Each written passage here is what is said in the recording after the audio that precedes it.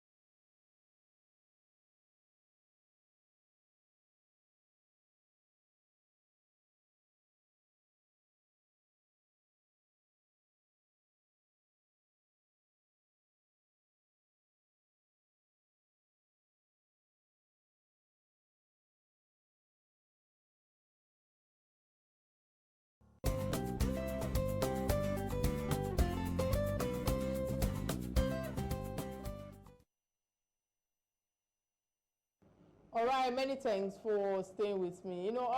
Today's on this day in history is just a reflective history pertaining to our economy from the this day in history segment on Real Talk with Kiki. And the problem was not just replacing the British pound with the naira and kobo, but I think part of our economic problem was that it became for us to import dependent. What's it called now?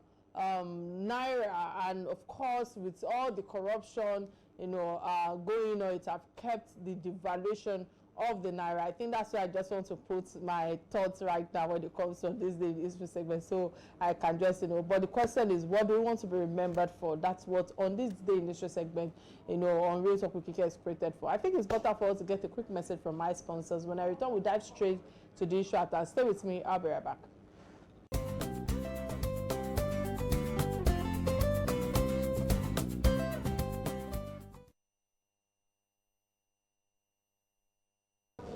All right, many thanks for staying with me. In celebration of International Women's Day 2025, I've decided to feature women who have made milestones and differences in our society in Nigeria. Our topic for today is accelerating action for gender equality in Nigeria's creative economy, which aligns seamlessly with the International Women's Day 2025 theme. Accelerate action, International Women's Day that has been around rather for over 100 years, as many of the issues still impacting women's advancement is still on the table today. Since 1911, International Women's Day belongs to all who cares about women's equality, celebrate women's achievements. Speaking about the theme of this year's International Women's Day, my guest emphasized the government's commitment to supporting programs aimed at women's empowerment through creative skills acquisition,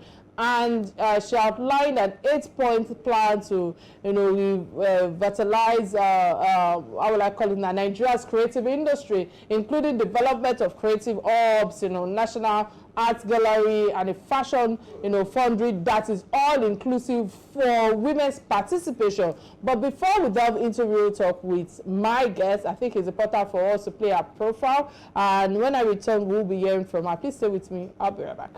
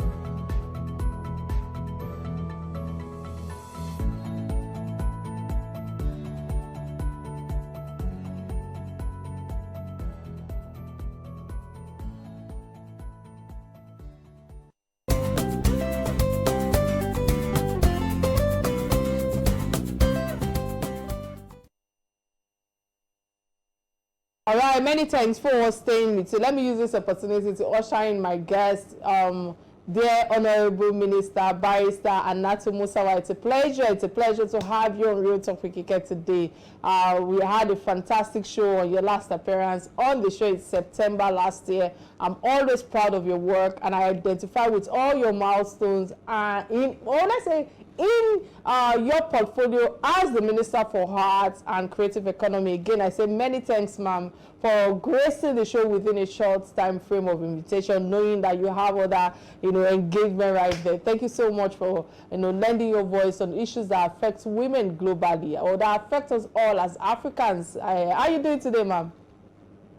Fine, thank you. Thank you so much, Sister Kike, for having me on this show. It's such a pleasure as always. Many thanks, many thanks. So let's just dive straight to the issue at hand, because I know that you're pressed for time. Given our country's scenario and ongoing development with women's inclusivity and action for balanced gender productivity, how do you think we measure up with global standards of women participation in politics, in economy, in career, in societal development in general? What's your take to this?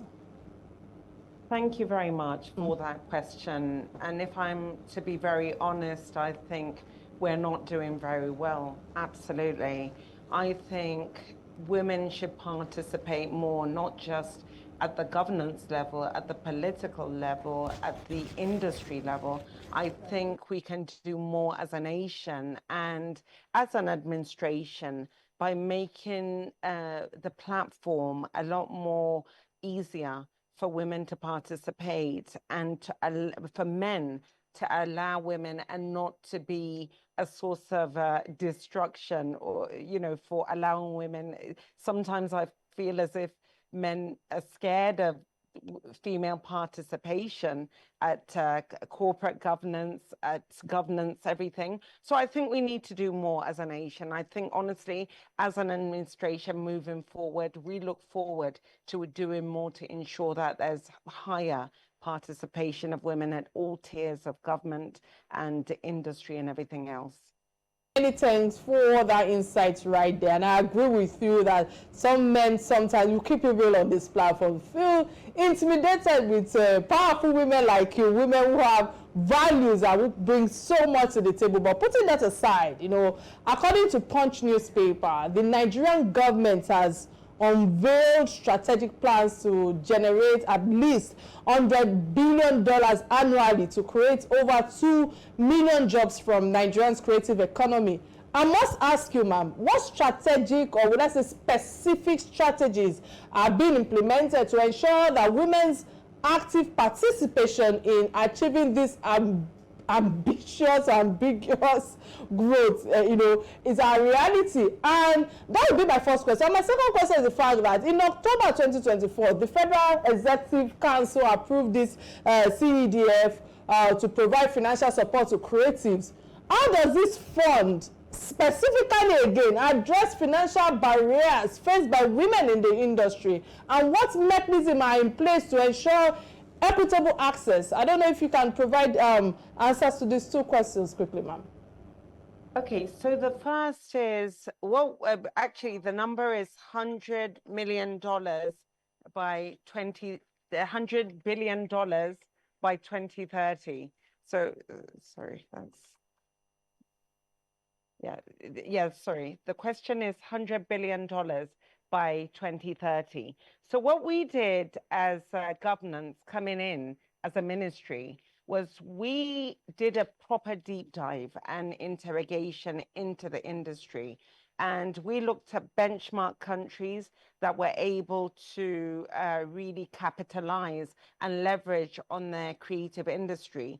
We did this together with BCG, and we used that in Nigeria, localized it, and came up with a framework that we really felt will be able to give us the ability to hit this target to increase the GDP by $100 billion. So we have 8 initiatives. Under those 8 initiatives, we have 14 key initiatives.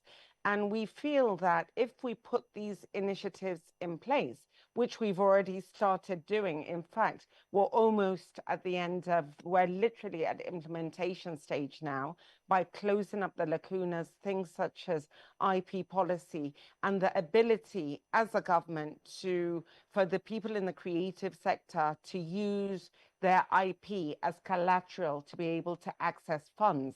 And of course, the issue of infrastructure, the issue of access to funding, as you mentioned earlier on. So these are the key areas that really needed to be put in place in order for the creatives to be able to really grow organically, or not so much organically, but in order for the creative sector to be able to really grow its potential highest.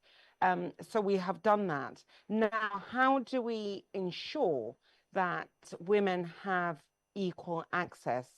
I'm being extremely intentional in the ministry to ensure that all the access to funding that we are rolling out, for example, the $200 million $200 million access to funding that was given to us by Afrexim.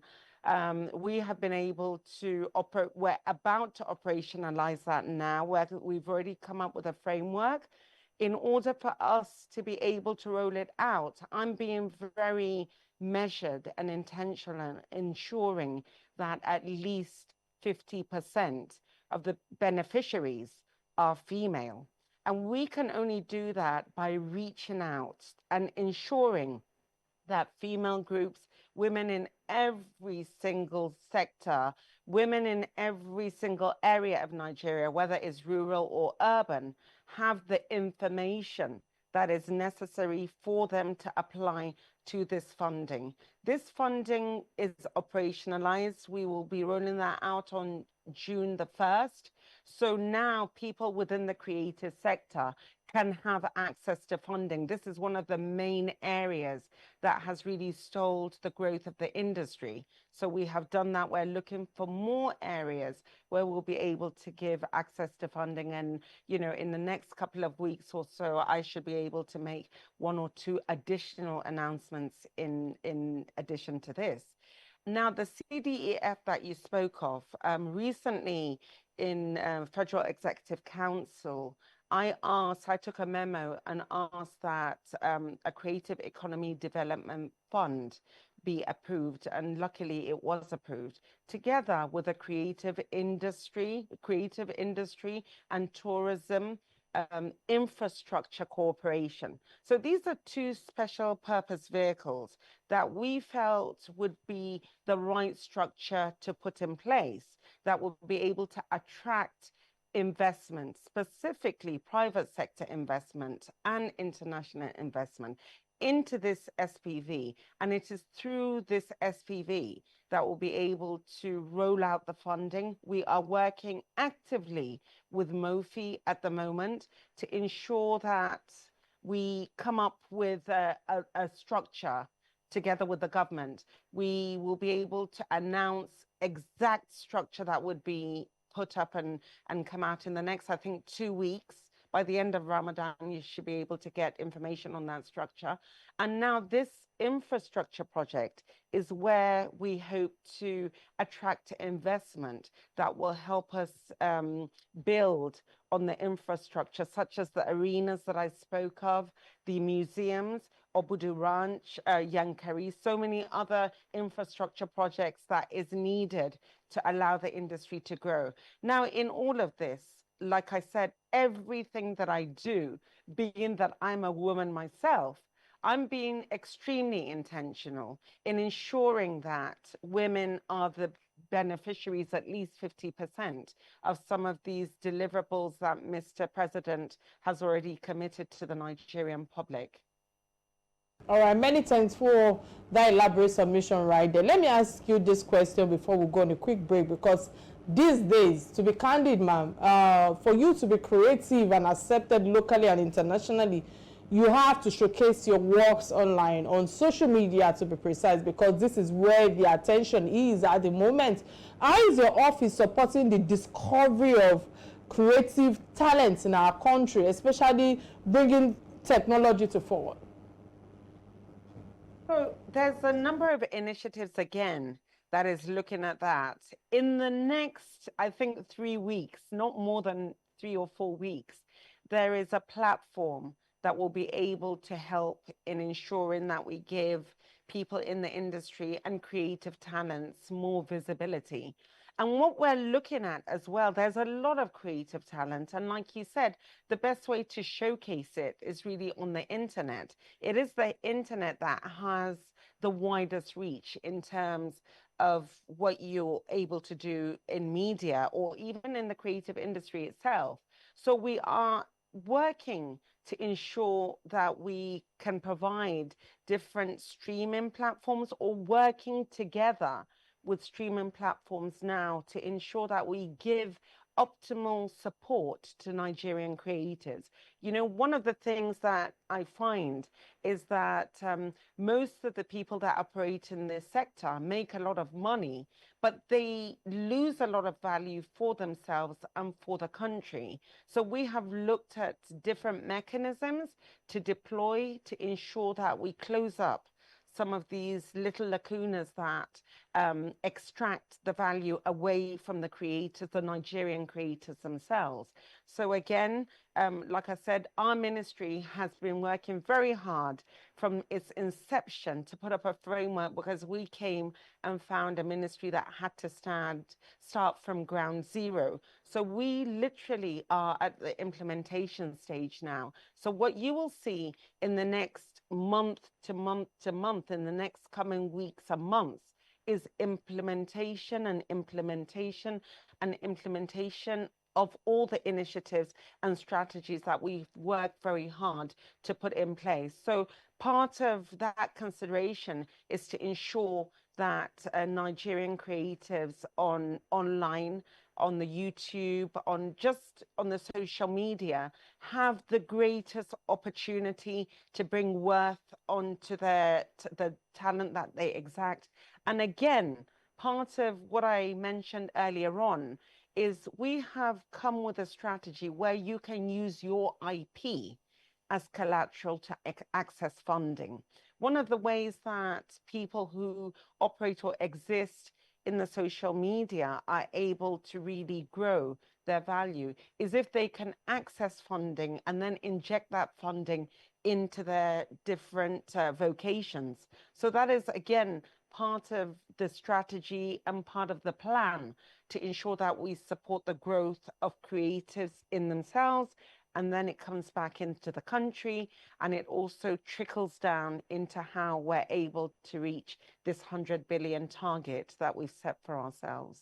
Many thanks again for that submission right there. We'll go on a quick break to get a word from my sponsors. When I return, the conversation will continue. This is Real Talk with Kike. Stay with me. I'll be right back.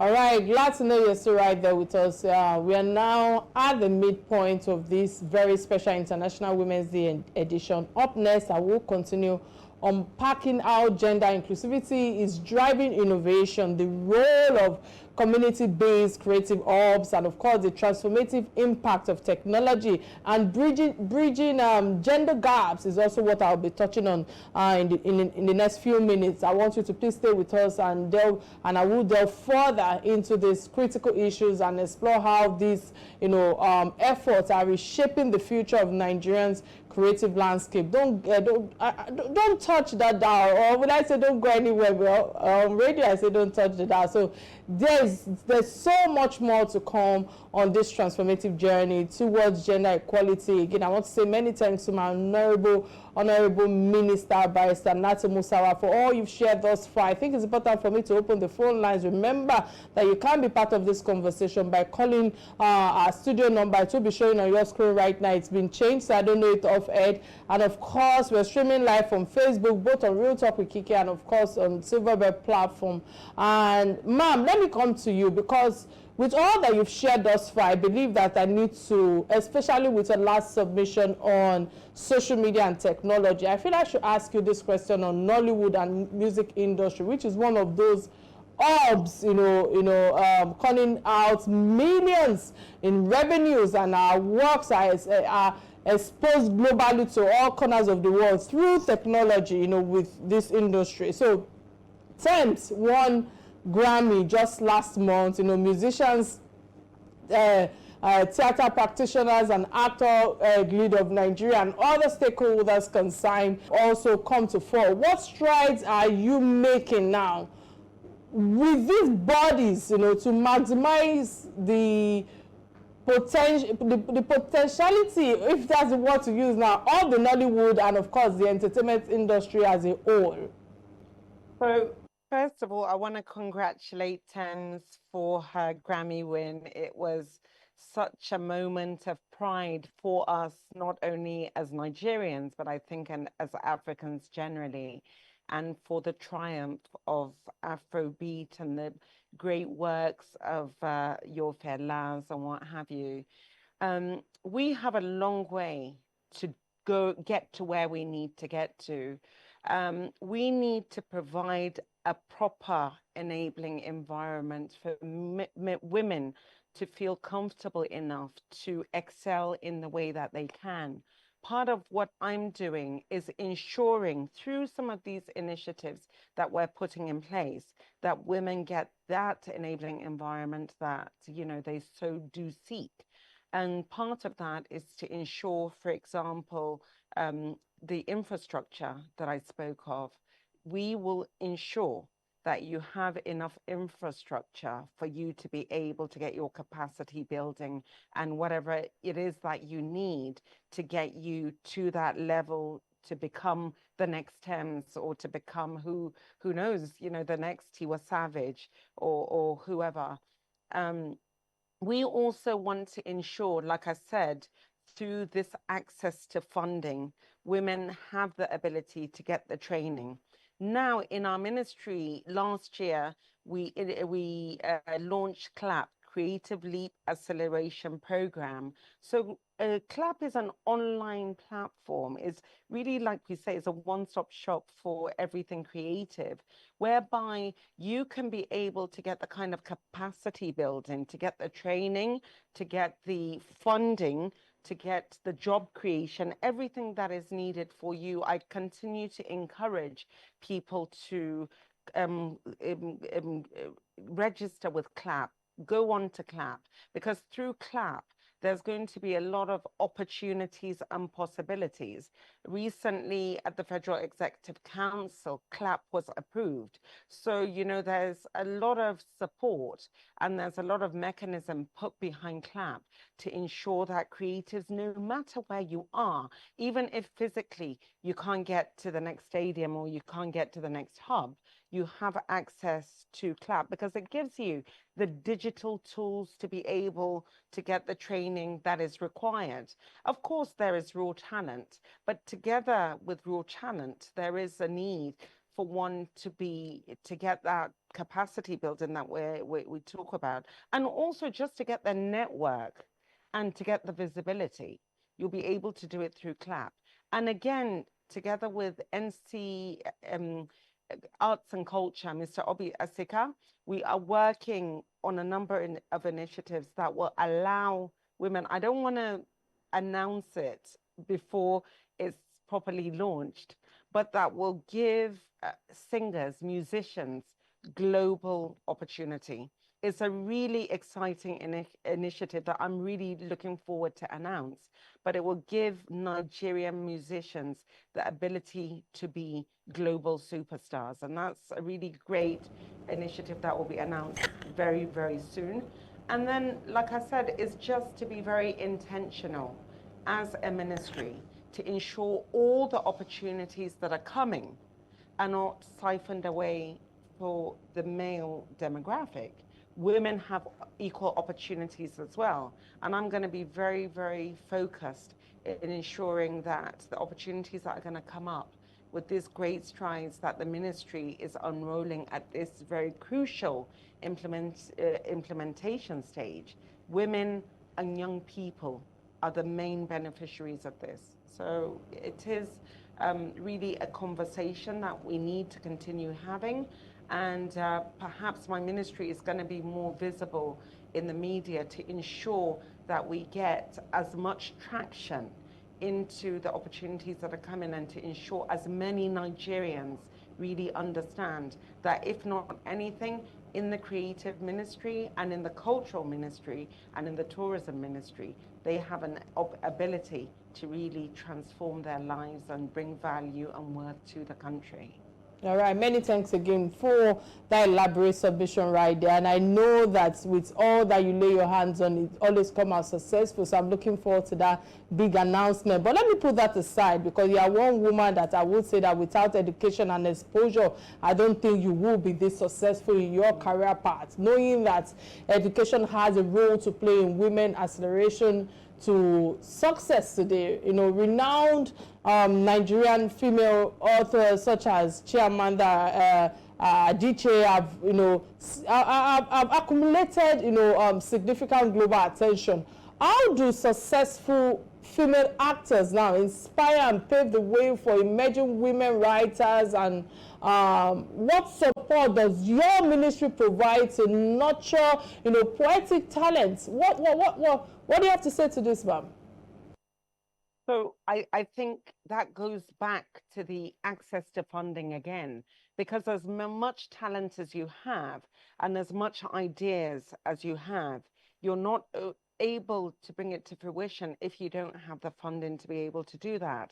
And also the infrastructure. I think infrastructure is key when you have your creative hubs in, hopefully, the 6 geographical zones of the nation in the first instance. At least people will have the ability to have access to some of the digital tools that is required for them to excel.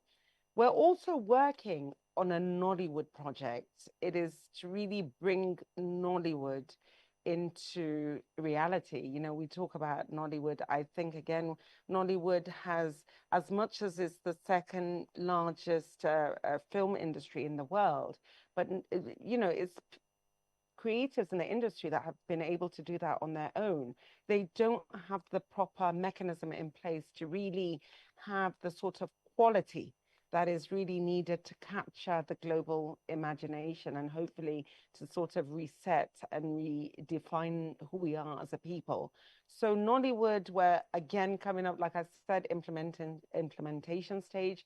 There's an announcement going to be made very, very soon about a specific project that we have, an international and national project that we have that is really going to bring some huge resource to the Nollywood industry. And of course, I would want to work closer with the likes of your Funke Akindeles, your Omo Tola, your Genevieves, to really see what they can help us as a ministry do to support women in the industry, your Mo Abudus, to support women in the industry, and to ensure that we really do what is right.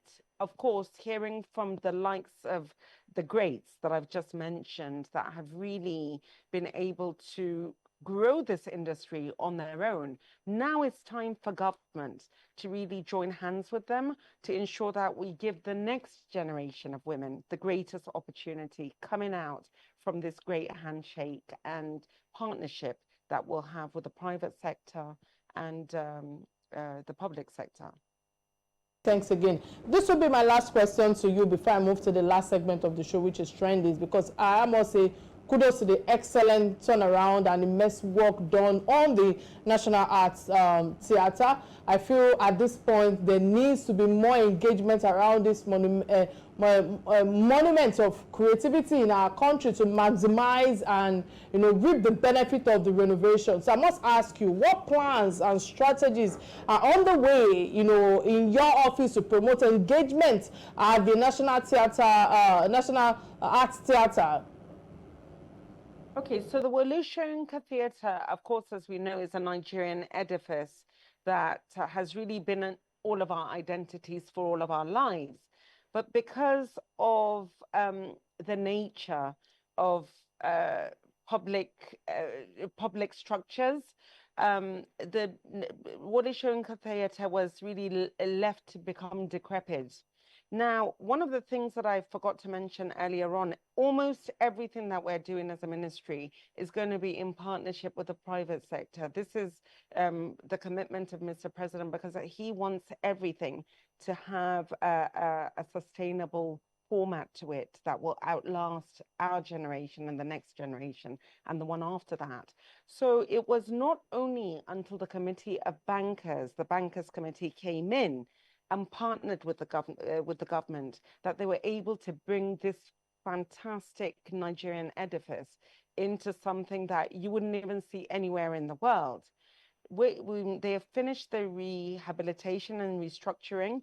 Now we are in discussions with the Bankers Committee for us to have a seamless handover. But whatever handover we're going to have, whatever it's going to look like, is going to be in complete partnership with the Committee of Bankers. They are the ones that have the ability to maintain this structure and maintain it for the benefit of all Nigerians. So very soon, the handover will be done.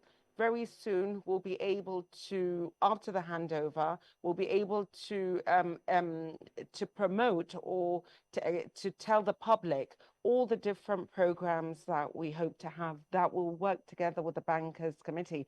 I know the Committee of Bankers have a number of programs that they want to be shown in the Wole Theatre, of course, because it has to have an economic element, but also the government also has a number of projects. As you would know, last year, Tola Akirele was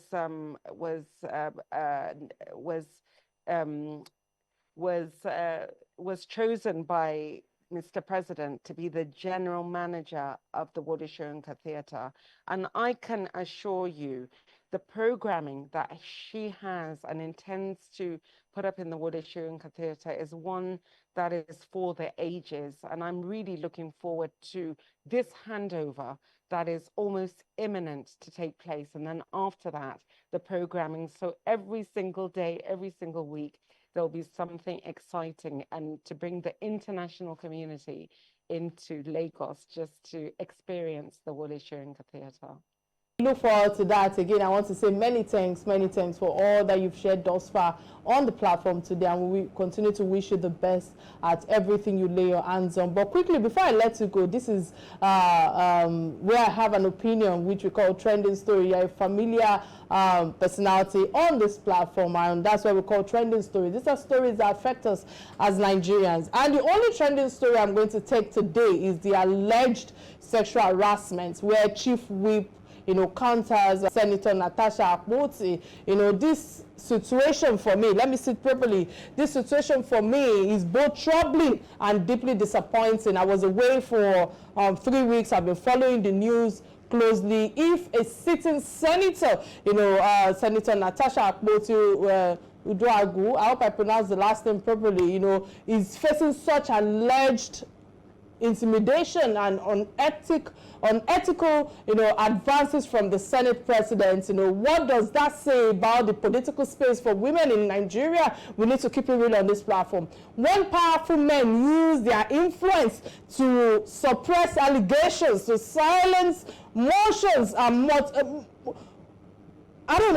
manipulate system, the media becomes the last resort for accountability. So Natasha's allegations aren't just personal grievances. They expose the abuse of power in Nigeria, especially when it comes to politics. I'm agitated about this news because Senator Natasha is one of those female figures pushing forward the inclusivity of women in Nigerian politics, and knowing that this month of March, is talking about women in general. So they are currently not up to even 5 female senators out of, I think, 109, if I'm correct, in the Nigerian Senate. This is a small number in a country of over 200 million people, half of those 4 women effectively represent Nigerian female interests in such a male-dominated space is the question I'm asking now. The power of imbalance is in our faces. We can see the evidence, and Natasha's struggle reflects the greater battle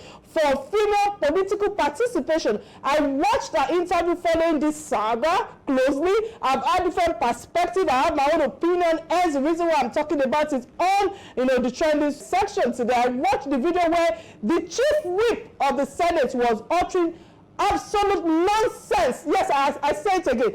Absolute nonsense. The response from Senate Deputy Chief Whip Senator Uwebohi, I don't know if that's his name right now, is even more appalling to me if you ask me. Instead of addressing the core allegations, it resulted to personal attacks, shaming a woman based on her marital issue, her marital challenges and children.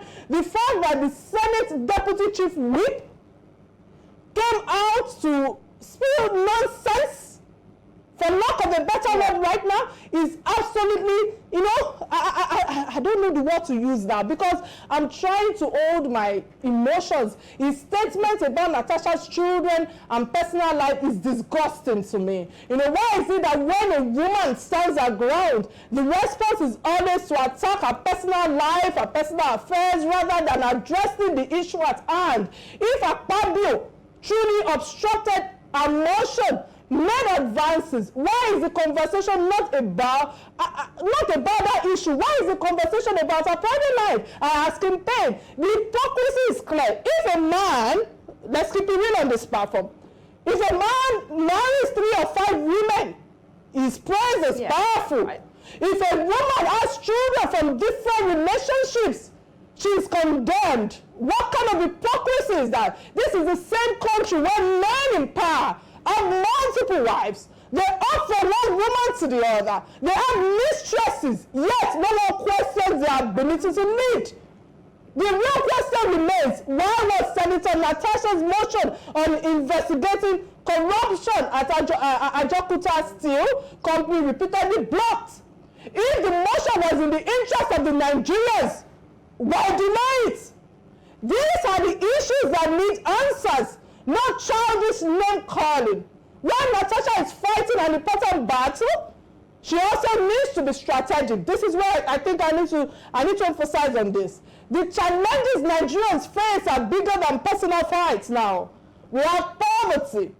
We have lack of infrastructure in our country. We have insecurity. We have corruption. Name it. It's endless. She must balance her advocacy with a strong, how would I put it now, an issue-based approach to governance so that the public sees beyond these battles. Natasha's case is bigger than just her. Yes, I had an opinion about, how you carry yourself. Sometimes how you carry yourself makes, sometimes leads people on. But listen, that doesn't mean that women don't go through that struggle. It represents the struggle of Nigerian women who dares to step into a male-dominated space. We need more women in politics, and they must be treated with same respect that men are accorded. Men in power must understand that women do not owe them submission or favors or silence, because I think that, this issue at hand is really bigger than Natasha. And I must use this to cap my thoughts right now, because I feel that Natasha, again, must carry herself with dignity. And so that her name will not just end with the narrative of harassment with men. There's so much I believe that she can represent in that corridor of power. So she needs to be strategic about the issue at hand. And what the chief whip said about Natasha, I believe that he owes Natasha an apology, because you do not use women's personal struggles or personal challenges to want to redefine them. Remember, you have a daughter. Remember, you have a mother.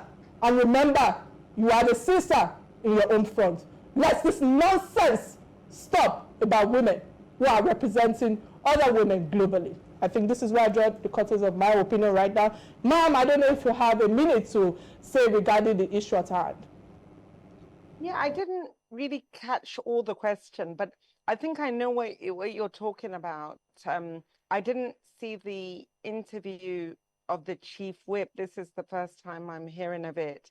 Um, I was, because at the start of Ramadan, I always travel for a few days to Saudi to Umrah, as I do at the end of Ramadan. So I was actually in Umrah, I think, when this whole story evolved. And it was just when I came back, I've heard snippets of something that it sort of evolved around the subject matter in in the Senate. Um, why I wouldn't want to completely make a statement on it because I want to be properly educated about what transpired. But what I can say is, I think seeing especially what happened in the Me Too movement, I think every woman should have a platform and a story, and every woman should, in the first instance, be believed because it is important. Um, at the same time, because I don't know the facts, I also think that we have to be sometimes careful because innocent before proven guilty. But for me, I think what's more important is not to be guilty and then having to be proved innocent. I would prefer to educate myself as to what happened. But from what I think I got you said from what the chief whip said, yeah, that's slightly Below the outrageous. But like belt. I said, couldn't have an opinion because I didn't listen to it, and I don't exactly know what's happening from the ministry. I just came back yesterday for a Federal Executive Council from Saudi Arabia, and I've just got bits and pieces. So I would love to educate myself perhaps and come back and talk about that because that speaks also to the encouragement of women. All right, that's fine. Involved. That's fine. Many thanks again, Honorable. Sorry now, Minister Barrister Hannatu Musawa. Thank you so much for lending your voice on the issues that affect us all, and I wish you the very best as you continue to navigate a male-dominated industry where women like you are a threat to many people. And on this note, this is where I draw the curtains of the show. Till I come your way on Thursday, remember to catch me live on Inspiration FM 92.3 tomorrow, your family radio station. Bye now.